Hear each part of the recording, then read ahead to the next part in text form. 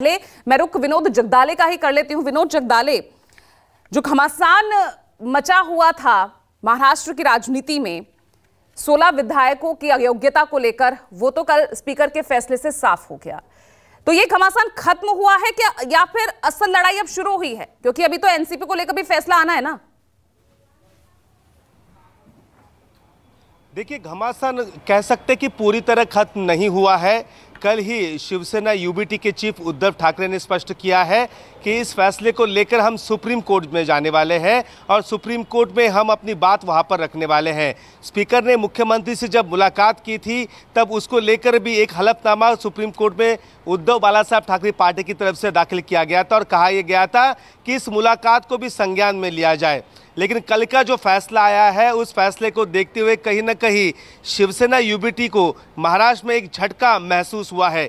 देखिए, महाराष्ट्र विधानसभा के अभी भी 2 सत्र होने बाकी है। विधानसभा चुनाव से पहले एक बजट सत्र रहेगा जो आचार संहिता से पहले लगने वाला है, शुरू होगा, और एक बाद में सत्र होगा, वो मानसून सत्र होगा। इस सत्र में अब एकनाथ शिंदे के पास जो शिवसेना है, उस शिवसेना के जो विप है भरत गोगावले, वो जो विप जारी करेंगे वो उद्धव बाला साहब ठाकरे के 14 विधायकों को विप लागू होगा।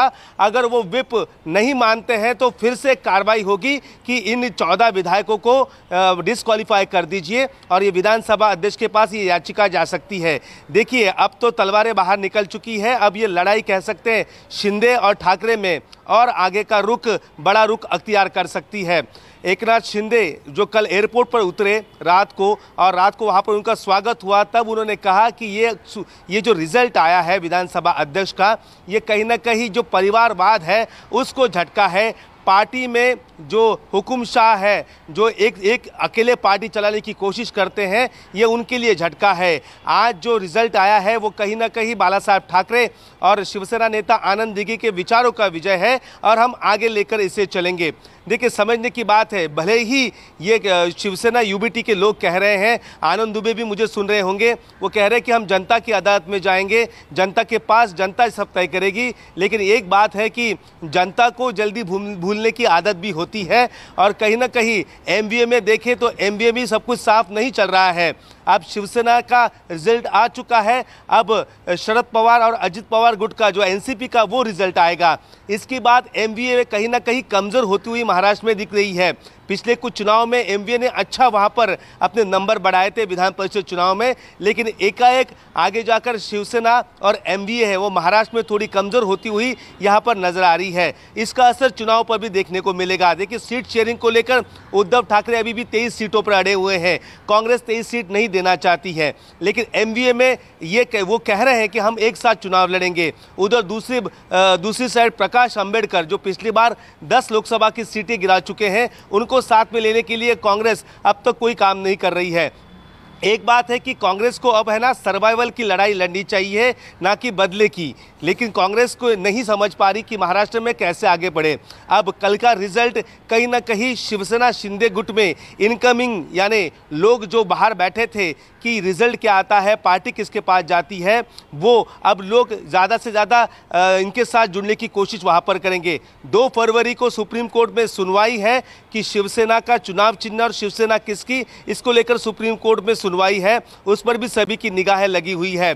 दूसरी तरफ देखें तो अजित पवार और शरद पवार को लेकर चुनाव आयोग में जो सुनवाई चल रही थी कि एनसीपी पार्टी किसकी, चुनाव चिन्ह किसका, इसको लेकर भी सुनवाई पूरी हो चुकी है। कभी भी रिजल्ट आ सकता है। इसके बाद दूसरा रिजल्ट आएगा विधानसभा अध्यक्ष के पास से, क्योंकि शरद पवार गुट ने याचिका दायर की है कि अजित पवार के साथ जो विधायक गए हैं उन्हें वहां पर डिस्क्वालीफाई कर दिया जाए। तो देखिए, महाराष्ट्र की राजनीति जो है वह दिन ब दिन अपने करवट बदलते जा रही है और ये राजनीति यूं ही चलती जाएगी। अब सुप्रीम कोर्ट के पास जाकर उद्धव ठाकरे गुहार लगाने वाले हैं। जी ठीक है, तो यहाँ पर अब देखिए असल लड़ाई तो अब और ज्यादा लड़ाई आगे बढ़ती हुई नजर आ रही है। कल जिस तरह से ये कहा जा रहा था कि घमासान अभी खत्म हो गया है, लेकिन उधर सुप्रीम कोर्ट का रुख करेंगे उद्धव ठाकरे, ये साफ हो गया है। दूसरी तरफ अभी एनसीपी को लेकर फैसला आना है।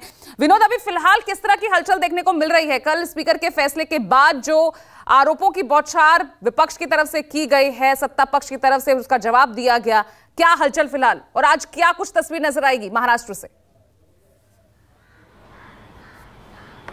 देखिए, फिलहाल जो खबर है कि शिवसेना यूबीटी की तरफ से सुप्रीम कोर्ट का रुख अख्तियार करने का पूरी तैयारी वहां पर हो चुकी है और सुप्रीम कोर्ट में जो स्पीकर ने जो कल फैसला दिया है 16 विधायकों के डिस्क्वालिफिकेशन को लेकर उसे नकार दिया है, तो उसको चैलेंज करने की पूरी तैयारी वहां पर हो चुकी है। आज सुबह भी मातोश्री में वहां पर बताया जाता है कि उद्धव ठाकरे और शिवसेना के नेता उनके बीच सुबह सुबह बैठक भी हुई है।